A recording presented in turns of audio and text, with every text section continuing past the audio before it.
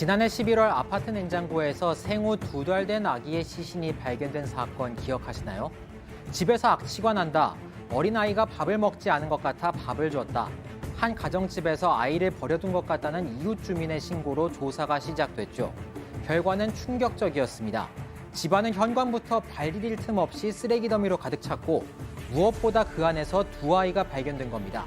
그런데 한 아이가 더 있다는 사실, 그것도 냉장고 안에 있었다는 사실은 아무도 눈치채지 못했습니다. 남겨진 아이들이 입을 열기 전까지는요. 단순히 집을 더럽게 방치했구나 생각했다면 진실은 밝혀질 수 없었을 겁니다.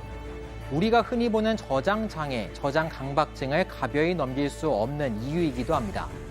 어떤 물건이든 버리지 못하고 쌓아두는 저장장애, 놀라운 건 인구의 최대 6%가 이런 성향을 갖고 있고 치료의 대상인데 치료하기가 쉽지는 않다고 합니다.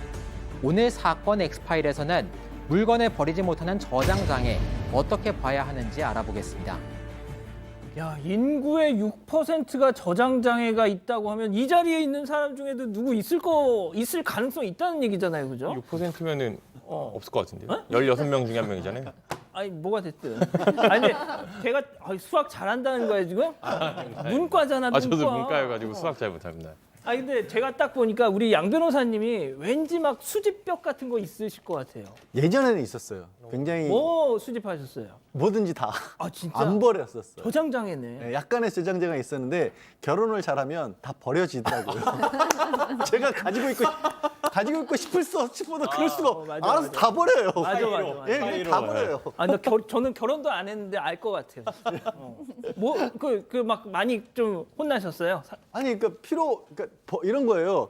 제가 뭘 찾아요. 그러면 그거 이미 석 달 전에 버린 건데 그것도 모르고 있었으면서 왜 가지고 있었냐는 거죠. 할 말이 없잖아요. 그다음부터 그냥 버리세요라고 마음을 버렸습니다, 저는. 아, 그러셨구나. 자, 소장님, 그러면 이 저장장애 네. 정확히 어떤 게 그냥 뭐 피규어 모으고 이런 거는 아닌 거죠? 네, 그거는 이제 우리가 선호하는 것들을 모으는 취미 정도로 볼 수 있다면 이제 저장 장애는 사실 병리적인 것이에요. 이 장애로 인해서 본인도 괴롭고 타인도 괴롭고 일상생활에 문제를 일으키는 장애예요, 말 그대로. 우리가 흔히 많은 분들이 그냥 저장 강박증이다 이렇게 불려왔는데 이제 정확한 이제 명칭은 저장 장애로 부르시는 게 좋은데요. 그 명칭들이 조금씩 DSM이라는 그 미국 정신의학회에서 나온 책에 의해서 조금씩 변화를 합니다. 그래서 저장 장애가 정확한 명칭이지만 많은 분들이 저장 강박증이다 이렇게 얘기를 하고 또 이제 호딩 이렇게 얘기하시는 분들도 있어요. 근데 이 저장 장애는 사실은 어떤 심리적인 굉장한 이유로 뭔가를 못 버리는 건데 요즘 트렌드 아시다시피 미니멀리즘이잖아요. 그렇죠. 다 버리는 그렇죠. 추세잖아요. 예. 그런데 어떤 집에 가면 정말 막 쓰레기처럼 쌓여 있는 그런 경우에는 이분이 심리적인 이유로 물건을 못 버리는 이런 그런 어떤 거. 저장 장애이구나라는 것을 볼 수가 있죠. 그렇군요. 자, 근데 홍 기자가 앞서 소개한 그 사례는 여수 신생아 유기 사건. 그러니까 쓰레기 더미를 치우다 보니까 이거 뭐야 하면서 그랬던 거 아니에요? 그렇습니다. 아동 방임인 줄 알았던데 알고 보니까 이제 아동 학대 치사 혐의 그리고 사체 유기 혐의까지 드러난 사건인데 당시 이제 아기를 2018년에 낳았습니다. 쌍둥이를 낳았는데 2달 만에 한 아이가 숨집니다. 그래서 이 아이를 그대로 냉장고에 유기한 겁니다. 그래서 2년 동안 보관했는데 이제 모든 게 들킬까 봐 두려워서 숨겼다고 하는데 알고 보니까 일단 이 여성은 먼저 한 아이를 기르고 있는 미혼모였습니다. 좀 여러 가지 정황이 있었던 것으로 보이고 어쨌든 출생 신고를 하지 않고서 이제 아이를 그대로 보관한 상태로 유기한 상태로 시간이 흘렀고 겉으로 보이기에는 좀 이제 여러 가지로 좀 어려운 위기 과정의 전형이 아닌가 싶습니다. 왜냐하면 좀 힘든 나날을 보내면서 정상적인 생활을 하지 못하다 보니까 계속해서 뭐 배달 음식을 시켜 먹는다거나 쓰레기를 치우지 않는다거나 좀 이러한 증상들이 심해지면서 결국에는 집안의 쓰레기가 지금 화면에 나오는 것처럼 사방에 너무 많이 쌓여서 뭐 몇 톤, 5톤 가까이 될 정도로 쓰레기가 많이 늘어난 겁니다.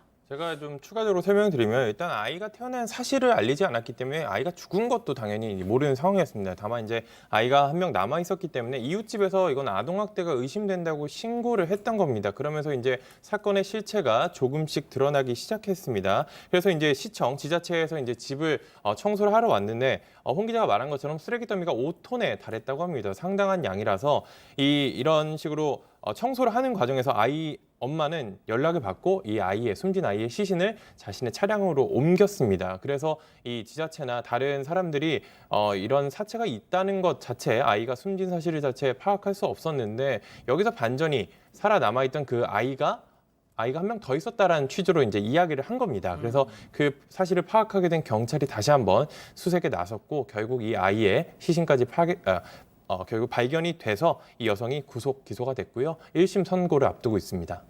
자, 소장님, 지금 이 여성 같은 경우는 무려 5톤이나 되는 쓰레기 더미에서 아이들하고 같이 살았다는 건데 네.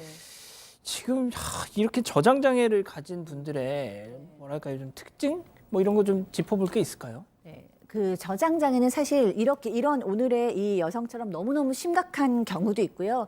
사실은 이렇게 뭐 방 하나 정도에만 모아놓는다던가 이렇게 해서 좀 경한 경우도 있어요. 이번에도 보니까 어떤 이렇게 집 정리해주는 그 TV 프로에서 그러면서 한 개그우먼께서 이제 미래에 대한 불안으로 내가 곡식을 다 모아두기 시작했다라고 얘기를 하시더라고요. 그러니까 그거를 제가 저장 장애다라고 진단하는 것이 아니라 그렇게 뭔가 불안에 대해서 뭔가 물건을 모으는 습성이 생긴 경우가 가장 많아요.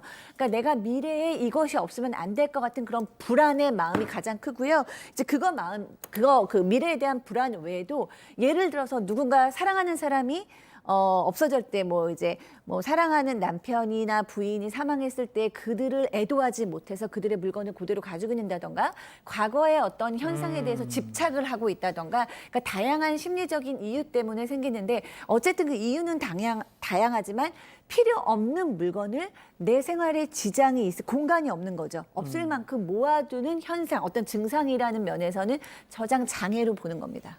지금 우리 가족 여러분들도 본인들의 어떤 이런 얘기들을 해주시고 계시는데 하늘님 같은 경우는 40년 전에 시아버님이 주신 고무통을 아직까지도 안 버리는 거 보니까 나도 저장장애 뭐 이런 말씀을 해주시네요.